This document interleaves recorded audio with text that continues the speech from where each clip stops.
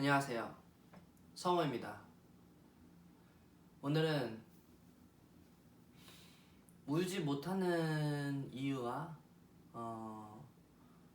또 어떻게 하면 울 수 있는지에 대해서 한번 얘기를 나눠볼게요. 우선은 여러분은 잘 우는 사람인가요? 아니면 잘 못 우는 사람인가요? 잘 우는 사람들은 남들 앞에서 우는 것과 또 혼자 있을 때 우는 것 이렇게 나뉠 거고요. 잘 못 우는 사람들은 마찬가지로 남들 앞에서 못 우는 사람, 혼자 있을 때도 못 우는 사람 이렇게 나뉠 거예요. 저는 생각해보면 30년 정도 살면서 거의 잘 울지 못했어요. 30년 동안 울지 못하고 살았던 것 같아요.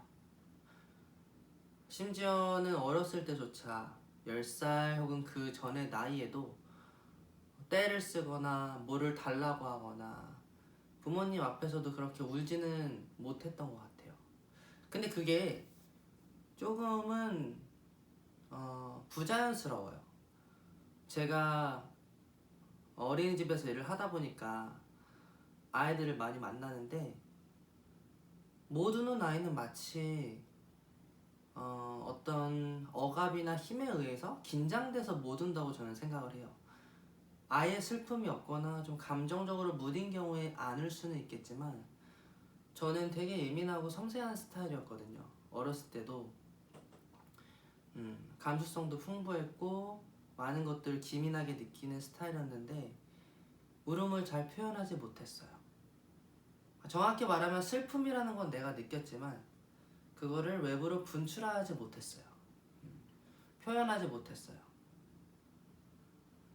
느껴지지 않는 상태에서 표현하지 않으면 자연스러운 거겠지만 무언가가 발생을 했는데 이거를 외부로 표출하는 연습이나 경험이 없었어요. 그래서 청소년기를 지나서 사춘기 지나서 성인이 되었을 때조차도 잘 못 울었어요. 항상 슬픔이 느껴졌었고 그런 것들을 표현하고 싶었지만 눈물이 안 나오는데 어떡해요. 그래서 그 슬픔조차 억누르고 있었던 것 같아요.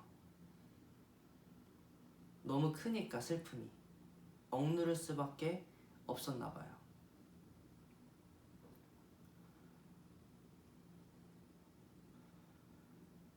슬픔이라는 감정을 온전히 쏟아내야지 그 안에 새살이 돋고 데이밴드를 붙일 수가 있는데 아예 슬픔을 표출을 못하고 울지를 못하니까 계속 슬픔을 머금은 상태인 것 같아요. 술에 취한 것처럼 슬픔에 계속 취해 있는 거예요. 그래서 저는 한참 울고 싶고 슬프고 힘든 시기에는 슬픈 영상을 찾아봤어요. 유튜브에서 보면은 가족들끼리 만나는 거, 재회하는 거, 군인 아빠랑 엄마랑 와이프랑 남편이랑 또 가족이 오랜만에 상봉하는 뭐 그런 감동적인 순간들, 그런 것들을 볼 때는 슬픔을 대체적으로 표출할 수 있었던 것 같아요. 타인의 슬픔을 보면서 내가 거기에 조금은 동화될 수 있도록 방법을 썼던 것 같아요. 시간이 많이 지나고 나서야 최근에 제가 깨달은 거는 내가 왜 울지 못하는가. 첫째는 타인 앞에서 울지 못하는 내 모습을 보면서 자존심이 센 사람들은 남들 앞에서 아프고 슬프고 이런 모습을 보여주기 힘들어합니다. 굉장히 불편한 거예요. 그래서 차라리 그런 모습을 보일 바에는 내가 억눌러 버리는 거죠. 약한 모습이라고도 비춰지기 싫었고 자존심이 또 세면은 그게 굉장히 어렵습니다. 정말로 약한 것은 슬픔이나 약하고 어린 모습, 여린 마음을 내비치고 자연스럽게 사람들한테 이해받고 위로받는 게 정말 강함일 텐데, 정말 단단한 마음일 텐데, 너무너무 약한 나머지 툭 건드리면은 깨질 것 같은 유리처럼 슬픔을 비치지 못했어요. 그래서 그 억눌러 있던 슬픔이 팡 터지는 거예요. 어떤 사건, 슬픈 일이 일어났을 때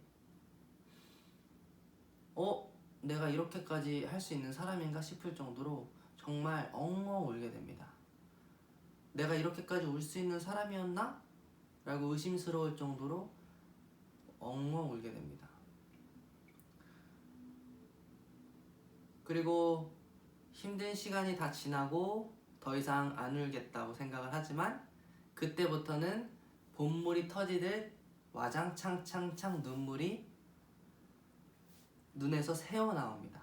거의 운다고 말 못하고 눈물이 새어나온다, 눈물샘에서 흐른다 라는 표현이 맞을 것 같아요. 최근 반년 동안은 저도 길을 가다가도 눈물이 나오고, 또 즐거우면서도 슬프고, 계속 슬픔에 잠겨 있다가 울면은 조금 더 나아지고, 그렇게 울고 눈물을 다 쏟아내고 조금 괜찮아지겠다 싶으면은 어떻게 되죠? 여러분, 인생이 힘든 시기에는 천천히 옵니까? 아니면은 나쁜 일들이 한 번에, 힘든 일이 한 번에 옵니까? 한 번에 옵니다. 가장 힘들고 나약하고 죽을 것 같은 그 시간에 더 힘든 일이 찾아옵니다. 인생이 야속하다, 정말 원망스럽다 할 정도로 그런 시간들이 찾아옵니다. 그러면은 또 참았던 눈물이, 울음이, 그 슬픔이 다시 터지고 눈물이 더 이상 나오지 않을 때까지 터지게 됩니다. 그리고 또 한동안 몇 달간 또 잘 지내다가 다시 또 슬픔이 느껴지고, 그것을 표출하지 못하면은 어느 날 하루는 나를 잡아서 눈물이 이렇게 나오도록 그냥 저절로 냅두는 것 같아요. 그러면은 조금 살겠더라고요. 30년간 울지 못했던 그 마음보다, 그 마음이 얼마나 감정을 머무는 마음이 힘들겠어요. 그 감정을 토해서, 뱉어서, 버려서 날아가게끔 해야 되는데, 그거를 계속 머무니까 이 인간의 영혼이 잠식이 될 수가 있습니다. 그 안에서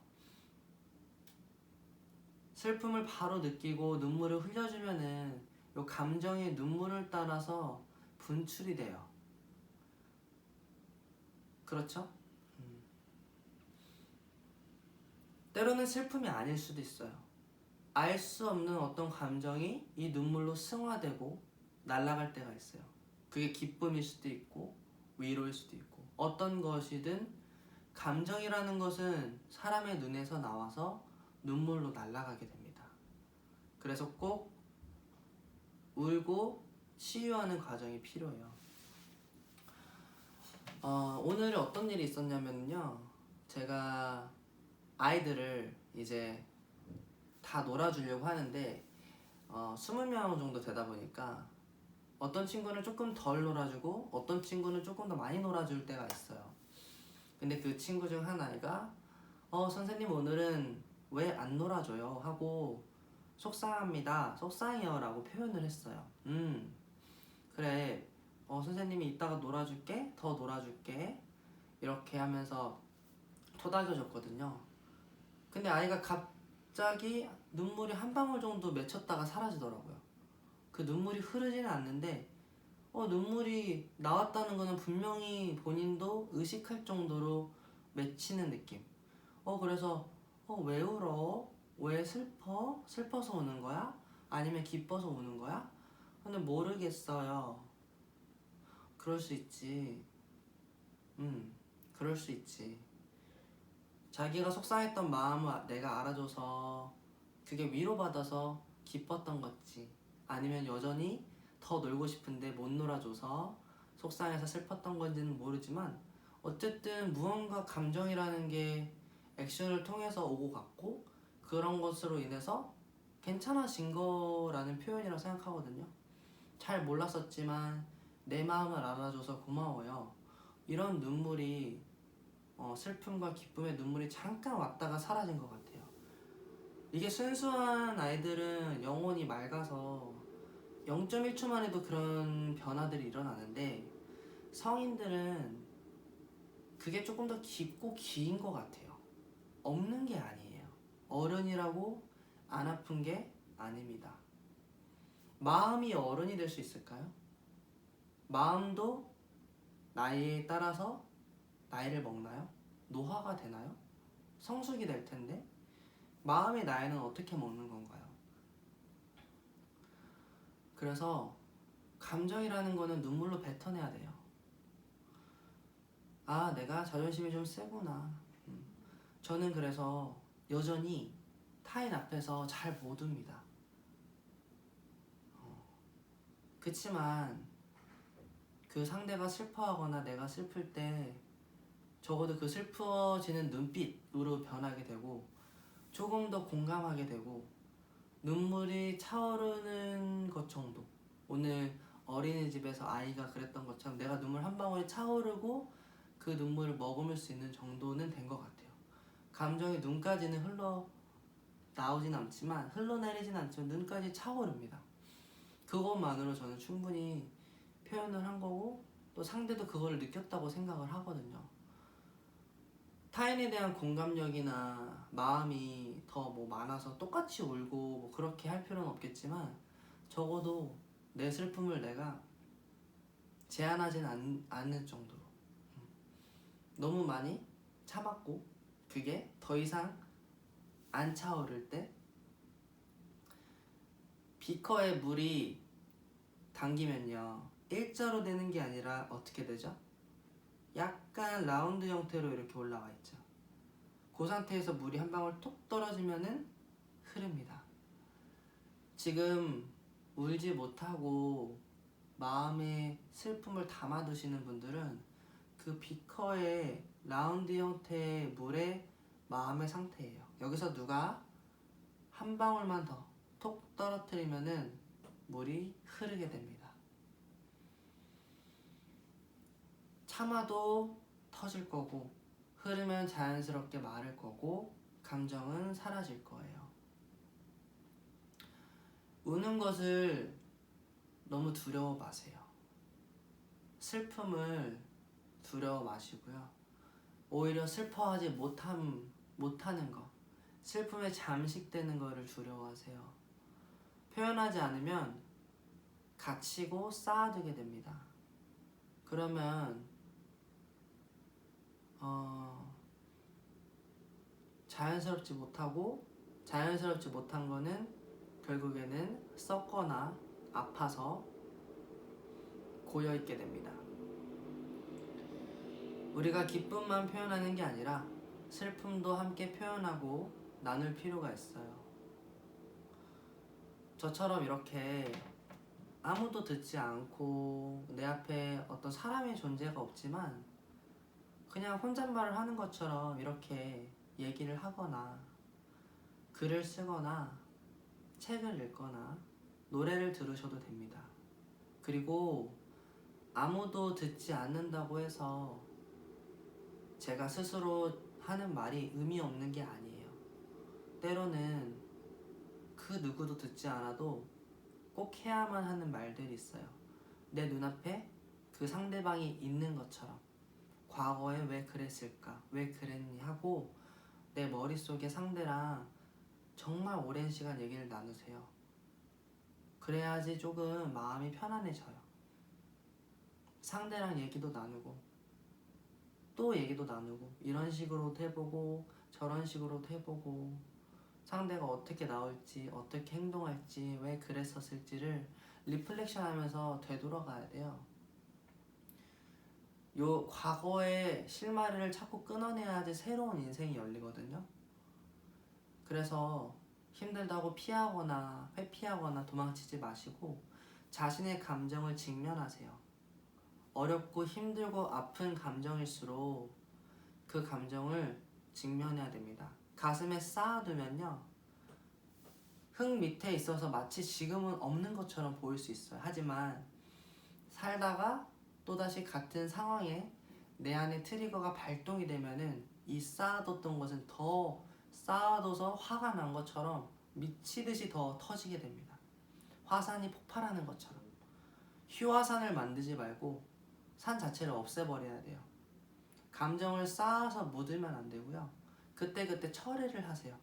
해소를 해가지고 날라가가지고 없애트려야 돼요. 그래서 감정을 직면하시고 두려워 마시고, 아니 두려워해도 괜찮습니다. 내 감정이 슬프고 외롭고 두렵고 아프다, 두려워해도 괜찮아요. 아파해도 괜찮아요. 충분히 두려워하고 충분히 아파하세요. 충분히 여러분은 강하고 선하고 또 따뜻하게 그 상처를 치유할 수 있는 내면의 힘이 있습니다. 그리고 주변에 좋은 친구들이 있다면 얘기를 하고 마음을 나누세요. 여러분은 혼자가 아닙니다. 혼자서 세상을 살아왔다고 생각하지만 아이들은 혼자서 살아갈 수 없어요. 누군가가 길러줬기 때문입니다. 문을 여는 방법을 여러분이 어떻게 알았을까요? 문을 닫는 방법은 어떻게 알았을까요? 지금은 기억을 못하지만 분명히 누군가가 도와줬기 때문입니다. 도움을 요청하세요. 도움이 필요하신 분들은 사람이 아니어도 괜찮습니다.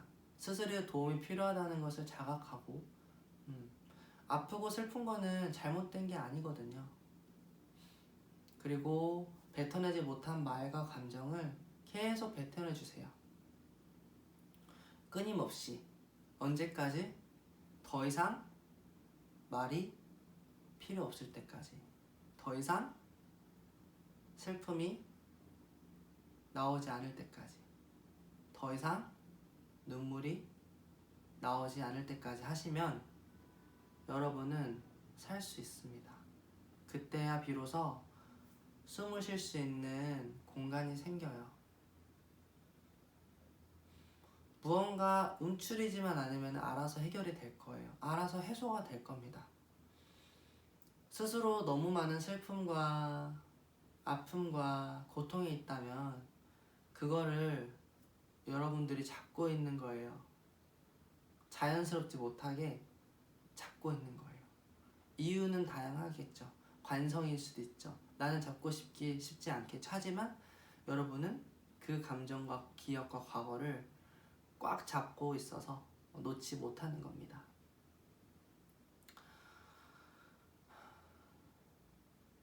오늘도 슬퍼할 수 있는 하루가 되길 바랍니다.